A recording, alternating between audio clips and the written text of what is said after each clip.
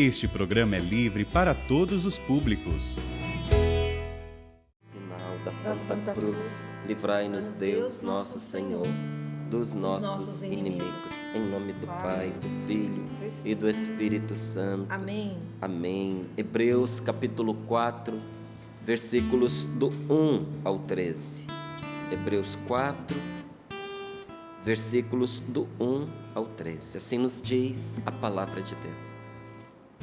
Portanto, enquanto ainda está em pé a promessa de entrar no repouso de Deus, devemos cuidar para que ninguém de vós falte ao apelo. Pois a nós foi anunciada a boa nova, exatamente como aqueles.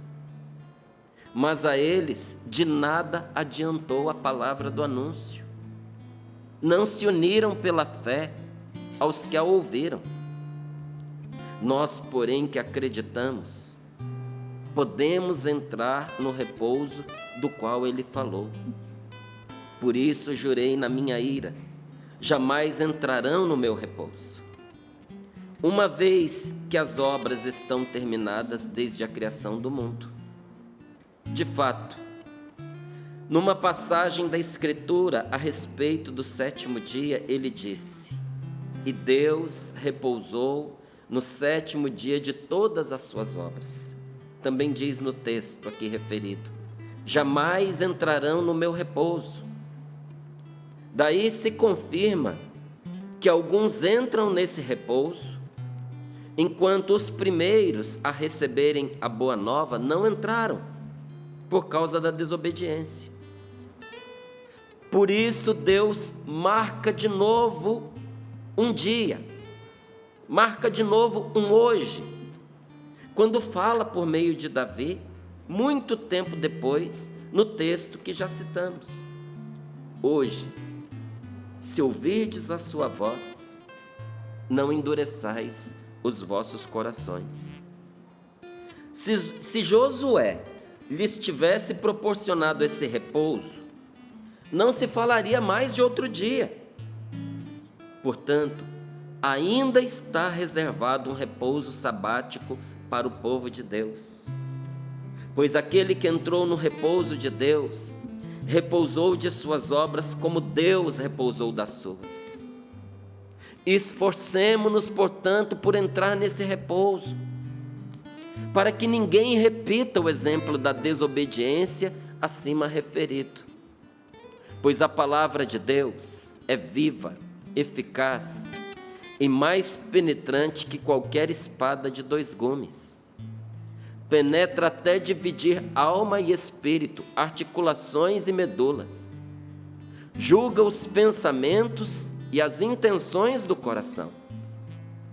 Não há criatura que possa ocultar-se diante dela. Tudo está nu e descoberto aos olhos daquele a quem devemos prestar contas. Palavra do Senhor. Graças a Deus. Portanto, enquanto ainda está de pé a promessa, meu amigo, meus irmãos, todos aqueles que oram conosco agora, todos aqueles que se aproximaram desse momento de oração, na intenção de buscar uma palavra de Deus para este dia, na intenção de receber um alívio dos fardos que estão carregando, que se aproximaram desse momento de oração com a intenção de descansar a cabeça, os ouvidos, o coração, de encontrar salvação.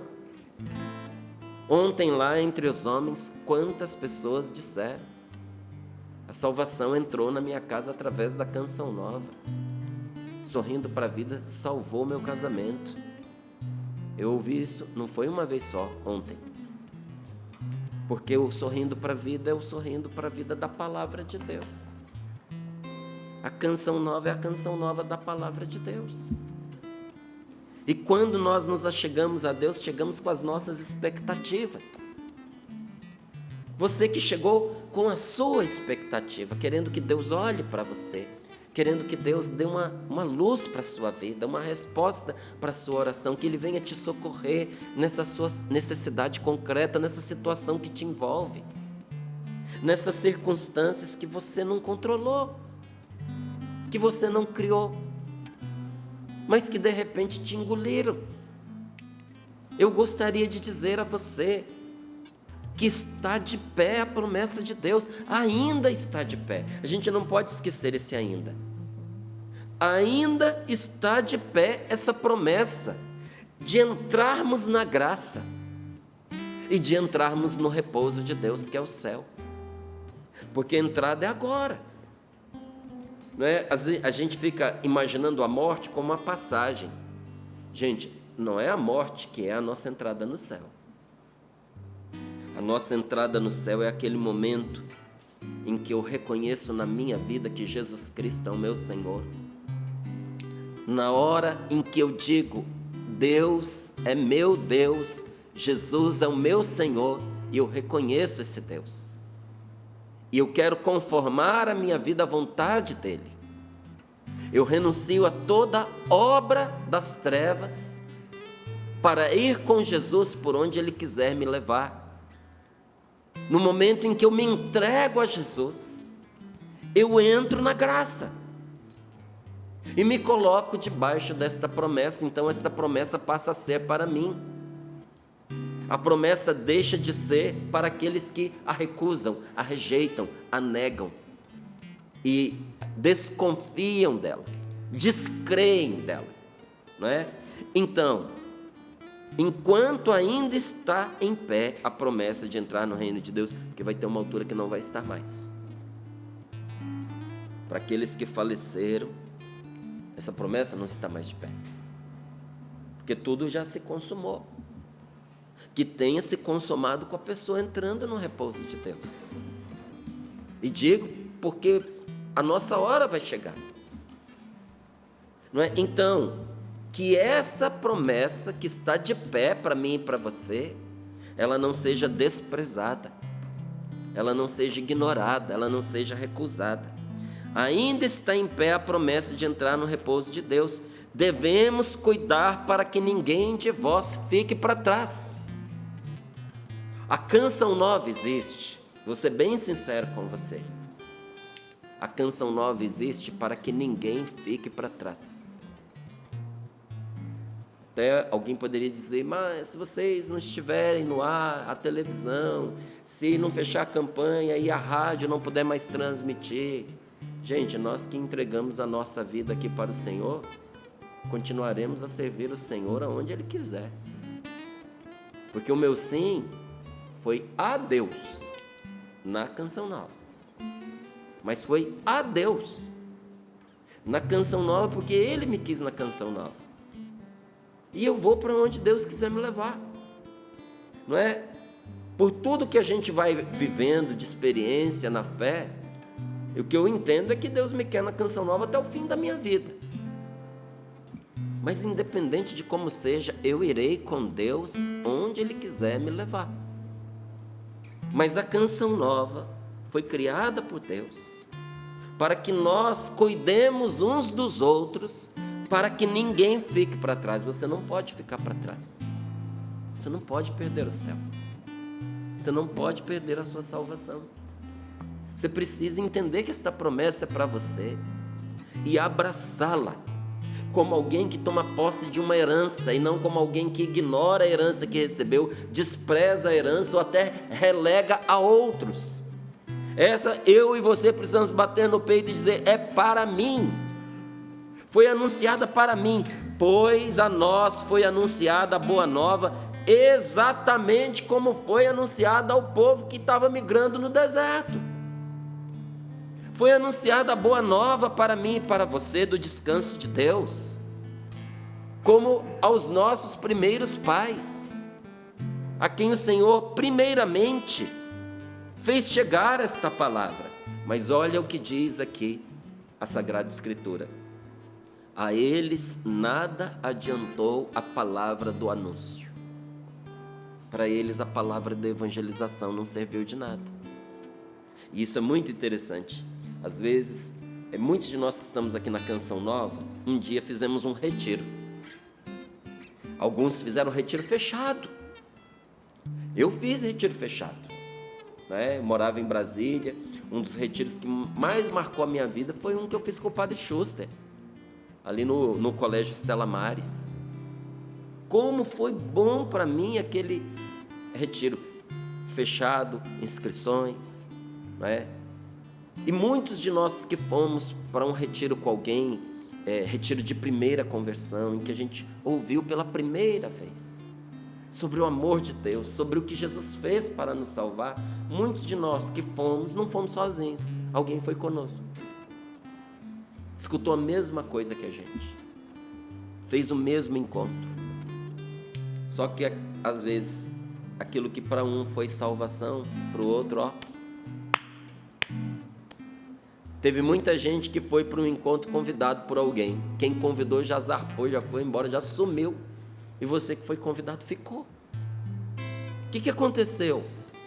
Se a palavra foi a mesma, a pessoa estava sentada do seu lado, o que você escutou, ela também escutou. A diferença é essa aqui, para ela nada adiantou a palavra do anúncio.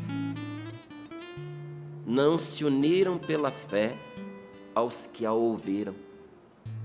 Gente, a palavra de Deus não pode entrar na nossa orelha, no nosso ouvido, como qualquer notícia, como uma música que a gente escuta distraído. Sabe, muitas vezes no decorrer do meu dia, para a gente ter um fundinho musical, a gente põe lá uma musiquinha. Tem umas que a gente põe só para preencher fundo. Um dia desses eu estava num lugar, né? Esses lanchonete, restaurante, o povo põe aquelas músicas de fundo, que é para a gente ouvir e não atrapalhar a gente conversar. Eu falei, opa, eu já vou salvar, que aí essa é boa para almoço, que fica lá aquele fundinho gostoso e não compete com a conversa. Você até esquece que tem uma música tocando. A palavra de Deus não pode ser assim, não. A palavra de Deus não pode ser um fundinho nas coisas que a gente está fazendo. A palavra de Deus tem que ser a direção da nossa vida. A gente precisa unir a nossa fé, dar fé à palavra anunciada, porque tem gente que se perde, não é por falta de direção, é por não dar crédito à direção que recebeu. Quantos filhos se perderam e perderam a vida porque não deram fé ao conselho que a mãe deu, ao conselho que o pai deu, à direção que recebeu. Teve gente que morreu porque alguém disse, não vai, não faz, não bebe, não come isso. A pessoa, de propósito, foi lá e fez. Às vezes, se você sai do hospital, o médico te diz, você precisa respeitar o repouso, você não pode caminhar no sol, você não pode saltar, você não pode fazer esforço, você não pode pegar peso. Aí a pessoa, de propósito, para mostrar que ela é diferente, ela vai e faz tudo o contrário do que o médico diz. O que vai acontecer? O ponto vai estourar, a cirurgia vai se perder, a doença vai se agravar. Por falta de direção? Não, porque não deu fé ao que o médico disse. O médico vira para a pessoa e diz, toma o remédio, esse remédio é importante para você. Nesse momento grave da depressão que você está vivendo, você não vai sair sem o remédio. Você tem que começar pelo remédio, depois nós vamos fazer uma terapia para você desmamar desse remédio, e aí nós vamos fazer outras coisas para você melhorar. Sim, senhor, sim, senhor, sim, senhor. Entra no ouvido e sai pelo outro. Aí não toma o remédio. Ou pior, a pessoa está no meio do tratamento, remédio psiquiátrico, tira, sozinha. Gente, vou nem falar para você o que acontece. Não deu fé ao que o médico disse. E isso pode causar para a pessoa um dano grave físico. Agora, quando a gente não dá fé à palavra de Deus, a gente perde o céu. A gente perde a salvação. Então, pela fé, como diz aqui, a eles nada adiantou a palavra do anúncio, porque não se uniram pela fé aos que a ouviram. Nós, porém, que acreditamos, podemos entrar no repouso.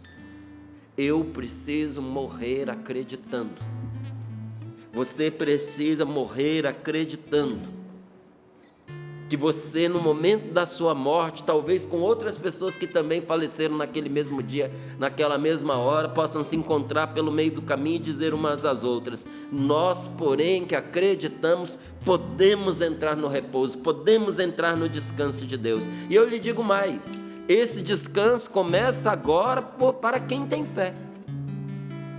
Porque só a fé nos leva a descansar. Tem coisas da nossa vida que a gente só tem paz se a gente tiver fé. Se você não tiver fé, você vai viver atormentado. Atormentado com medo do futuro, atormentado com medo do seu marido te deixar, atormentado com medo do seu filho se desviar e pegar um caminho na vida que vai fazê-lo infeliz. Atormentado com medo de perder as coisas que você tem. Atormentado com medo da direção política que as nações estão tomando. Não é só o Brasil não, viu, gente?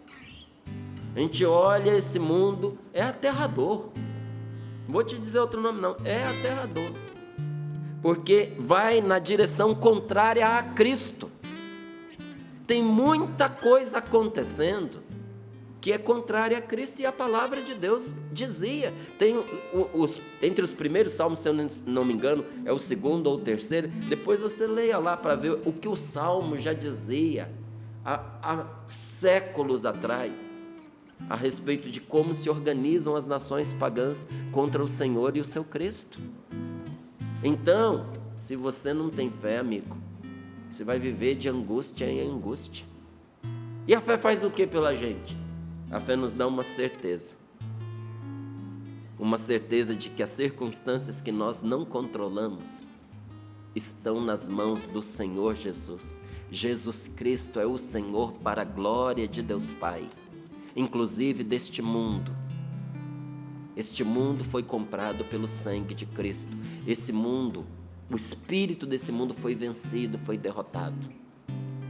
É por isso que todo joelho se dobra no céu, mas também na terra, e inclusive nos infernos, e toda língua proclama para a glória de Deus, que Jesus Cristo, Ele é o Senhor, Ele é o Senhor. Então quem não tem fé neste Senhor, vive à deriva, porque se Jesus Cristo não é o Senhor, eu estou entregue à minha sorte, ou melhor, estou entregue ao azar, eu estou entregue a desgraça, eu estou sujeito à injustiça. A mim não.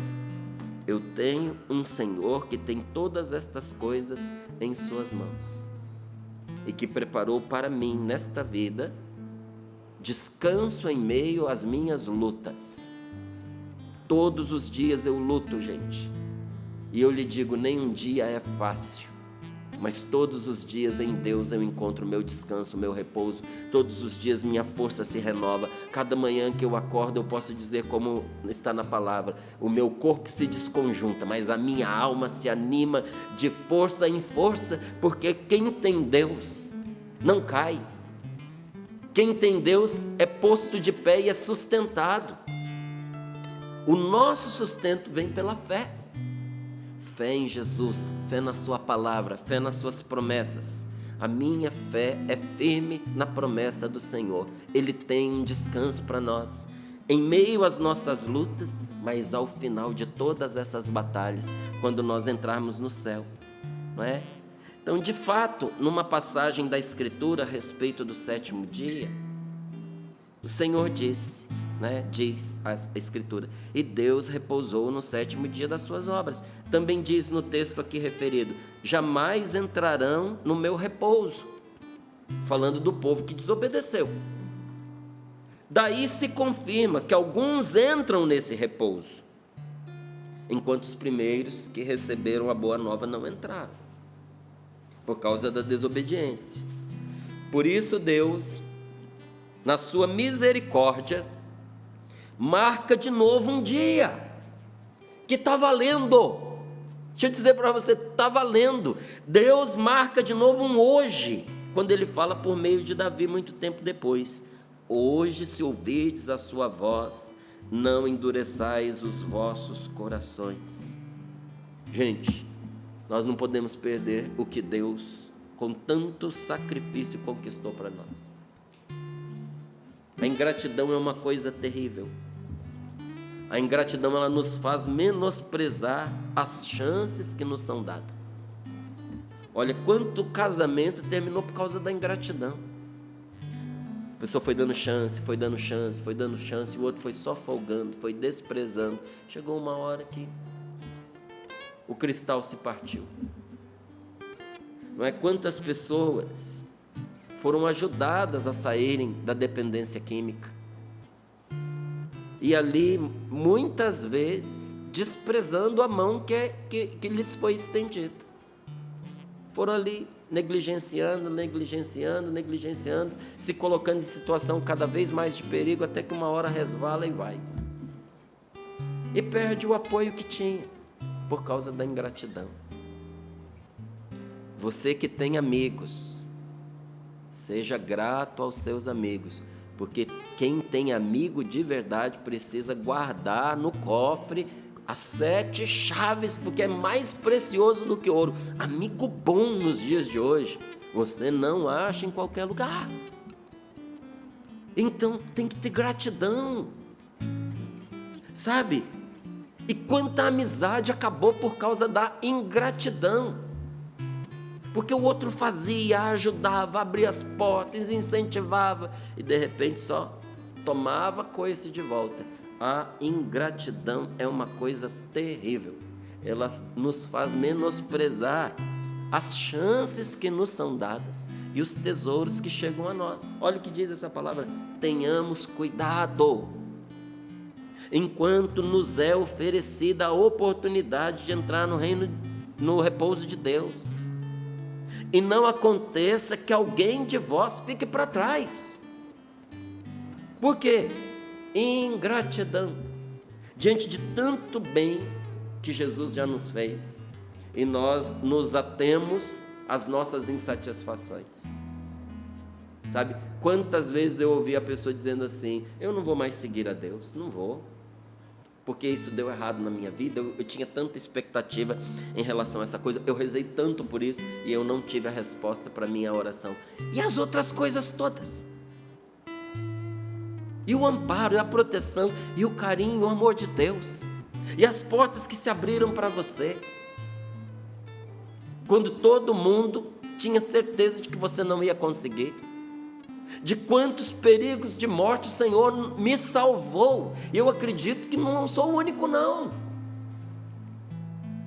Nós vamos às vezes desprezar tudo que o Senhor fez por nós, porque Ele não correspondeu a um capricho que nós gostaríamos que fosse atendido. Olha, o ingrato, ele pensa que ele está deixando os outros para trás, sabe? Que ele vai indo, achando que não tem importância, que as pessoas não fazem mais do que obrigação. Vai relegando os seus amigos ao esquecimento. Só que o que ele não percebe é que, na verdade, é ele quem vai ficando para trás. Quem não é grato a Deus e deixa Deus para trás, na verdade não é Deus que fica para trás, é a pessoa. Aí o Espírito Santo vem nos dizer nesta manhã que nenhum de nós, por ingratidão, por fechar os olhos à obra de salvação, fiquemos para trás. Conta-se que um rei, ele tinha 10 cães selvagens, e quando um dos servos que ele tinha fazia algo errado, ele mandava jogar o servo aos cães. Não sei se você já viu o que é um cão selvagem. Eles são furiosos, e é terrível morrer pelas garras e pelas presas de um cão selvagem, porque um leão mata antes de devorar. Uma onça mata antes de devorar. Mata como? Pega no pescoço, estrangula, sufoca. Depois que a presa morre, aí eles devoram. O cão selvagem não. Eles comem vivo. Então, é dilacerado vivo. Esse rei, quando um servo não o agradava, ele mandava jogar para os cães. Aconteceu num certo dia que um dos servos fez algo errado, e o rei ordenou que ele deveria ser jogado aos cães. Só que esse servo serviu o rei há muito tempo.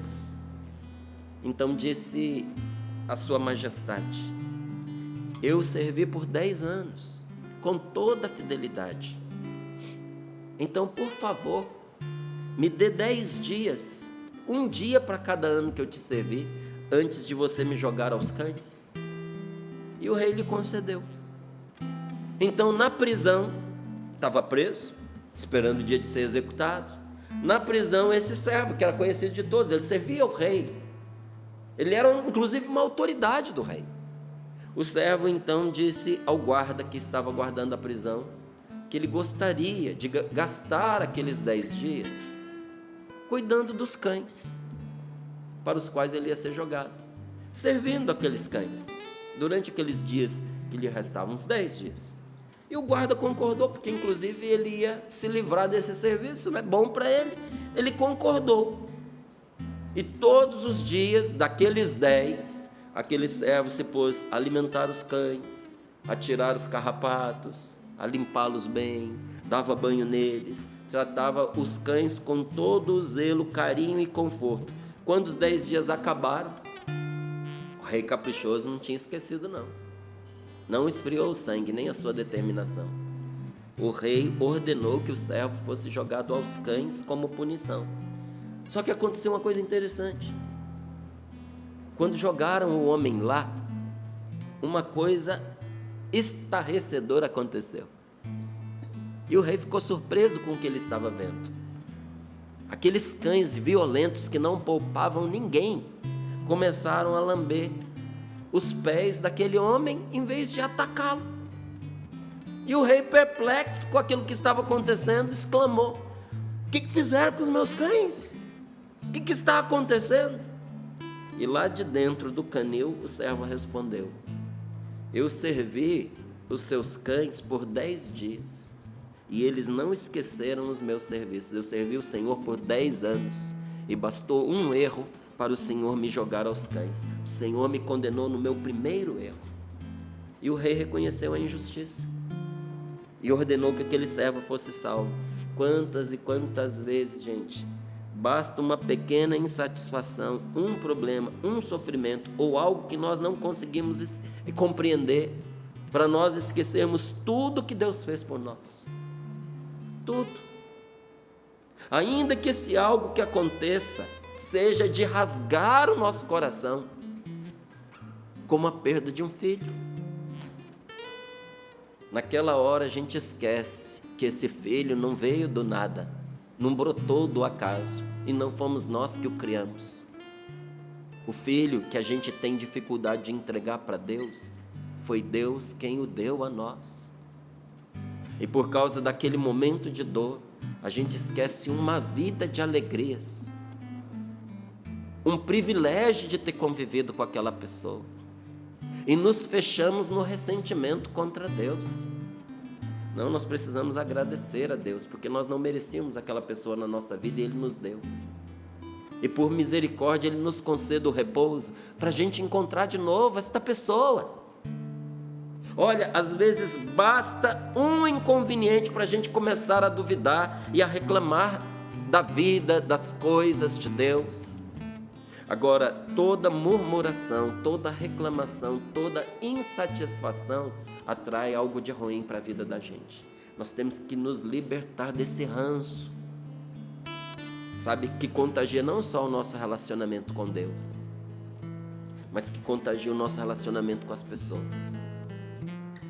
Às vezes, por causa de um erro que a pessoa comete com a gente, contra nós, nós esquecemos a amizade, nós esquecemos os muitos anos de convívio, nós esquecemos os muitos favores que foram feitos, as noites que essa pessoa passou ao nosso lado cuidando de nós, os lugares difíceis onde ela foi para nos fazer companhia, os dinheiros emprestados, os dinheiros dados, os prêmios compartilhados. Gente, é tão doloroso quando a gente vê um casamento que se acaba, porque em vista de desentendimentos e desencontros, uma história de vida está sendo cancelada. A história da sua família, a história dos pais dos seus filhos.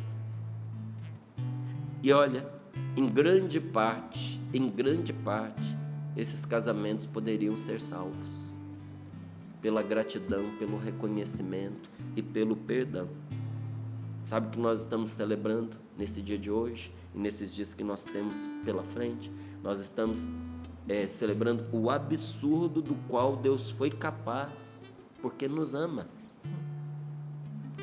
Sabe o que é a festa da Páscoa? A gente celebrar a loucura de Deus. Porque para você olhar o que foi a obra de salvação, um Deus que se despoja da sua divindade para tomar corpo junto aos seus adversários, seus inimigos, porque era isso que nós éramos, inimigos de Deus, para sofrer na mão desses inimigos, aguentar todo tipo de injúria, ele que não precisa de nós para salvá-lo. Isso tem nome, tem um nome muito bonito para ele, sabe qual é? Loucura. A Páscoa é a celebração da loucura de Deus, da loucura do amor de Deus, por cada um de nós, por mim e por você. Um absurdo que o amor de Deus levou a fazer. Tudo que nosso Senhor Jesus Cristo vivenciou e nós celebramos, Ele fez porque nos ama. No sábado passado, toda a igreja respirava um grande silêncio, não era o sábado do silêncio, né? É o sábado do aleluia, mas é o sábado do silêncio. Um grande silêncio reinou sobre a terra. Um grande silêncio e uma grande solidão aconteceu. Um grande silêncio porque a terra estremeceu e se calou ao ver que o nosso rei fechou seus olhos. Ficou silenciosa porque o Deus que se fez homem morreu e foi acordar os que estavam mortos há séculos. Você sabia por que Jesus precisou morrer? Para visitar todos aqueles que nasceram, viveram e morreram antes dele, para acordar os justos que estavam adormecidos. Jesus morreu na carne para acordar aqueles que estavam na morte. Foi isso que ele foi fazer. E ele foi, antes de tudo, conta a liturgia, conta os primeiros padres da igreja, os místicos, aquelas pessoas de uma grande intimidade com Deus, o que eles contam? Contam que Jesus foi, antes de tudo, à procura de Adão e Eva, à procura do nosso primeiro pai, a ovelha perdida. Fez questão de visitar os que estavam mergulhados nas trevas e na sombra da morte. Deus e seu Filho vão ao encontro de Adão e Eva, cativos, prisioneiros da morte, agora, pela cruz de nosso Senhor Jesus Cristo, libertados. Libertados. O Senhor entrou onde eles estavam, levando em suas mãos a arma da cruz, a arma vitoriosa, vencedora do inferno e de Satanás, a poderosa arma da cruz. Queira você ter a cruz na sua casa. Sabe, eu digo a você, eu não sou uma pessoa apegada a imagens, não, mas não tenho nenhuma resistência a elas, mas é que eu não preciso delas para eu rezar. Mas a cruz de Cristo vai me desculpar, não quero só uma, não. Tem uma na entrada da minha casa e tem uma na mesa em que eu rezo todos os dias. E todos os dias eu olho para aquela cruz com a imagem do Senhor crucificado e digo: foi por mim, porque me ama. Essa cruz é a minha salvação. Essa cruz derrotou o inferno. Louvado seja Deus.